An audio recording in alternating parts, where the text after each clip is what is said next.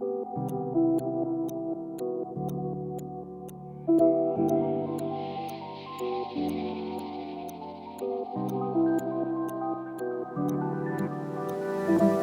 में व्यक्ति की सफलता और असफलता का आकलन समय ही करता है। सिर्फ यही नहीं, उसकी पूरी दिनचर्या भी समय से निर्धारित होती है। पर समय वस्तु नहीं है जो सामने प्रकट हो सके। यह भी हवा के समान अदृश्य है, जो निरंतर तो चलता रहता है पर हम इसे देख नहीं पाते। बस इसे देखने और समझने का एक ही माध्यम है, घड़ी। और आज हम इस वीडियो में उसी के आविष्कार को लेकर बात करेंगे और जानेंगे घड़ी की शुरुआत से लेकर अब तक की पूरी कहानी। तो अगर आप भी अपने समय को महत्व देते हैं और समय के हिसाब से चलना पसंद करते हैं तो वीडियो को अंत तक जरूर देखिएगा। घड़ी की टिक टिक टिक टिक टिक टिक तो हमारे कानों में दिन भर बजती रहती है। पर आपको बता दे, पहले के जमाने में लोगों को यह आभास भी नहीं था कि वो एक गोलाकार वस्तु पर लिखी संख्याओं से किसी कांटे के घूमने पर समय का आकलन कर पाएंगे। मतलब आसान शब्दों में कहें तो एक साधारण सी चीज से समय देख पाएंगे और अपनी रोजमर्रा की जिंदगी को मैनेज कर पाएंगे। पर आज ये साधारण सी चीज के बिना रह पाना ठीक उतना ही मुश्किल है जितना हवा और पानी के बिना रहना। सुबह उठना हो या रात को टाइम पर सोना, नाश्ता करना हो या फिर मॉर्निंग एक्सरसाइज, ऑफिस जाना हो या किसी से टाइम पर मिलना, सब कुछ हमारे जीवन में ये घड़ी ही निर्धारित करती है। तो चलिए जानते हैं, जब ये घड़ी नाम की चीज नहीं थी तो लोग समय का पता कैसे लगाते थे। दरअसल बात ऐसी है दोस्तों, आज तक हमने जो भी आविष्कार किए हैं वो हमें प्रकृति द्वारा ही प्राप्त हुए हैं। हमने आज तक कोई ऐसी चीज बनाई ही नहीं कि पृथ्वी पर जिसका अंश मौजूद न हो। घड़ी तो एक साधन मात्र है समय देखने का, पर समय तो तब से चला आ रहा है जब से प्रकृति अस्तित्व में आई है। तो पहले के लोग भी प्रकृति के जरिए ही समय का अंदाजा लगाया करते थे। पहले जीवन आम जरूरतों तक ही सीमित था और लोगों का दिन और रात का पता लग जाए इतना ही काफी था। उनके लिए सूरज का उगना ही सुबह कहलाती, उसका सर पर आना दोपहर, उसके ढल जाने के बाद के वक्त को शाम माना जाता और उसके गायब होते ही रात शुरू हो जाती। पर जैसे जैसे लोगों की जरूरतें बढ़ी और उनका बुद्धि का विकास हुआ, लोगों ने सूरज की दिशा से समय का अंदाजा लगाना शुरू कर दिया। इस प्रक्रिया में किसी जमीन या किसी पत्थर के बीचों बीच एक यंत्र रखा जाता था, जिसकी परछाई सूरज की दिशा बदलते ही पत्थर के चारों ओर लिखी संख्याओं पे पड़ती थी और समय का अंदाजा ठीक ठाक लगा लिया जाता था। पर जब आसमान में बादल छाए रहते थे, खासकर बारिश के वक्त, तब ये माप पाना बेहद कठिन हो जाता था। इसका इस्तेमाल प्राचीन मिस्र सभ्यता में किया जाता था। ये भी कहा जाता है सूर्य घड़ी बनाने का पहला आविष्कार था। इसमें बहुत सी कमियां थी, जिससे लोगों को जब परेशानी हुई तब लोगों ने जल घड़ी के आविष्कार की ओर अपना रुख कर लिया। आज से लगभग 3000 साल पहले जल घड़ी का आविष्कार हुआ था। इसके आविष्कार का श्रेय चीनी और भारतीय लोगों को दिया जाता है। इसे भारत में घटिका यंत्र कहा जाता था। बाद में इसका उपयोग मिस्रियों, यूनानियों, रोमनों द्वारा भी किया जाने लगा। इस घड़ी में जल के 2 पात्रों का उपयोग किया जाता था। एक को ऊपर रखा जाता, दूसरे को नीचे। ऊपर वाले पात्र की तलहटी में एक छोटा सा छेद कर दिया जाता, जिससे पानी रिस कर नीचे वाले पात्र में गिरता रहता। बाद में जितना पानी इकट्ठा होता था उसे नाप कर यह अंदाजा लगा लिया जाता था कि समय कितना हुआ है। जल घड़ी के बाद इसी प्रक्रिया से रेत घड़ी का भी आविष्कार हुआ, जिसमें समय देखने के लिए पानी की जगह रेत का इस्तेमाल किया जाने लगा। सूर्य घड़ी, जल घड़ी और रेत घड़ी के बाद आविष्कार हुआ हाइड्रोलिक घड़ी का। ईसा के जन्म से लगभग 3 सदी पहले यूनान के आर्किमिडीज ने बोयांट फोर्स की खोज की, जिसके बाद उन्होंने इसका प्रयोग करके हाइड्रोलिक घड़ी का आविष्कार किया। आर्किमिडीज ने हाइड्रोलिक घड़ी को बनाने के लिए पानी में एक इंडिकेटर लगाया था और बर्तन में एक मीटर लगा दिया था। तो जैसे जैसे बूंद बूंद टपक कर बर्तन में पानी बढ़ता जाता था, वैसे वैसे मीटर ऊपर आता था और इससे समय का अंदाजा लग जाता था। इसके बाद इसी सदी के एक वैज्ञानिक सेबेस्टियन ने पानी से चलने वाली एक और घड़ी का आविष्कार किया। उन्होंने एक घड़ी में चाबी का इस्तेमाल किया और एक तैरने वाली धातु को इसमें फिट करके पानी से भरे बर्तन में डाल दिया। फिर उन्होंने एक पहिए को चाबी के क्षण से जोड़ दिया। फिर जैसे जैसे पानी की बूंदें पहिए पर गिरती जाती, पहिया घूमता जाता और उससे घड़ी भी काम करने लगती। इसी प्रक्रिया का इस्तेमाल करके कई सदियों तक बहुत से देशों में वाटर क्लॉक टावर का प्रचलन भी रहा। आगे इसी चीज को अपडेट करके पानी से चलने वाली अलार्म घड़ी भी बनाई गई। इसके कई ऐसे सबूत आज भी देखने को मिलते हैं, जिनसे साफ पता चलता है कि आज से लगभग 2000 साल पहले ग्रीस में इसका प्रचलन काफी सदियों तक बरकरार रहा था और ये उस समय का अनोखा आविष्कार भी माना जाता था।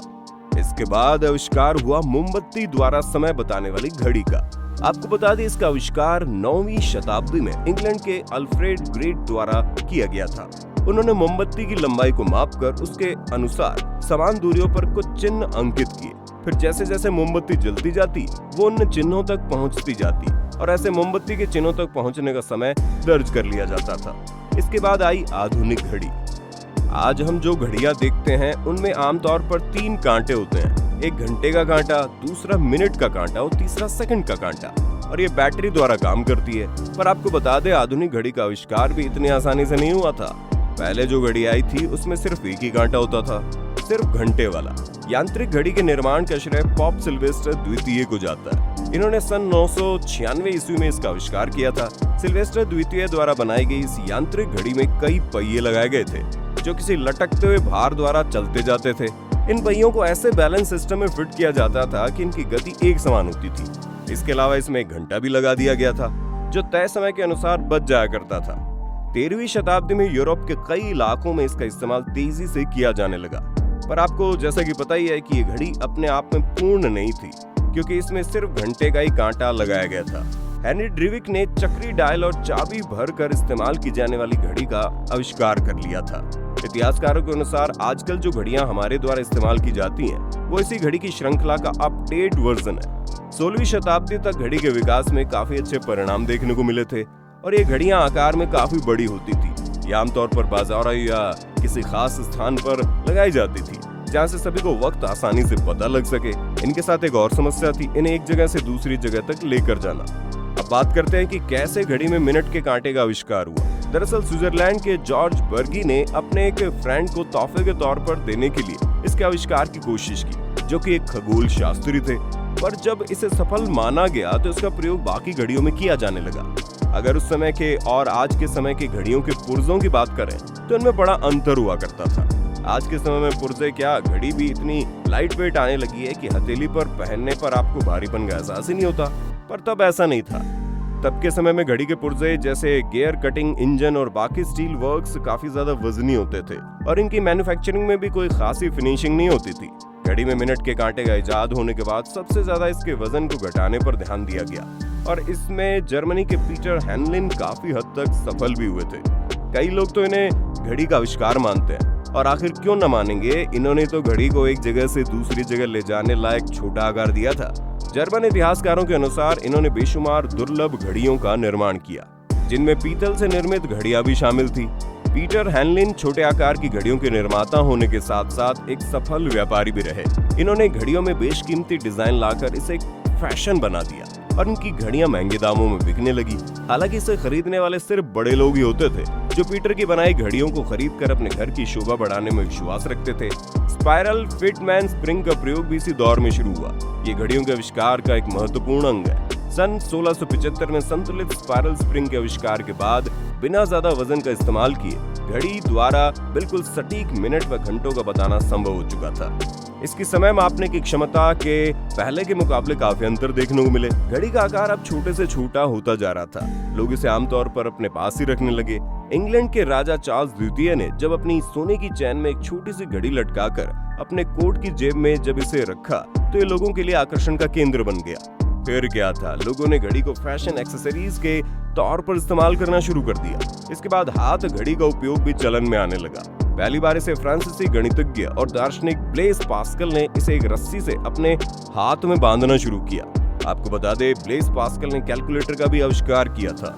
अब इन्होंने तो हाथ में घड़ी इसलिए बांधी थी ताकि ये काम करते वक्त घड़ी देख सकें, पर बाद में ये चीज भी फैशन में आना शुरू हो गई और आज ये हाथ घड़ी के रूप में हम सबके हाथों में आमतौर पर लटकी रहती है। 18वीं शताब्दी तक घड़ी लेना आज की तरह आम बात नहीं होती थी। वो जमाने में काफी महंगी होती थी। इसी कारण बड़े बड़े राजाओं ने अपने अपने राज्यों में बड़े बड़े क्लॉक टावर लगाए थे, जो हमें आज भी कई जगह देखने को मिलते हैं। इन जगहों में लखनऊ और देहरादून का घंटाघर काफी फेमस है।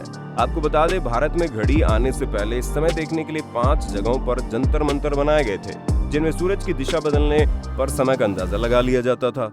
किसी भी चीज के आविष्कार को सफलता तक पहुंचाने के लिए कई सदियां लग जाती हैं और ये कई सदियों का सफर ही है जो आज समय देखने के लिए घड़ी के रूप में एक आसान तरीका इजाद किया गया। वीडियो अच्छी लगी हो तो इसे लाइक करें, अपने दोस्तों में शेयर जरूर करें। जाते जाते हमारे चैनल को सब्सक्राइब करके बेल आइकन को दबाना ना भूलें। धन्यवाद।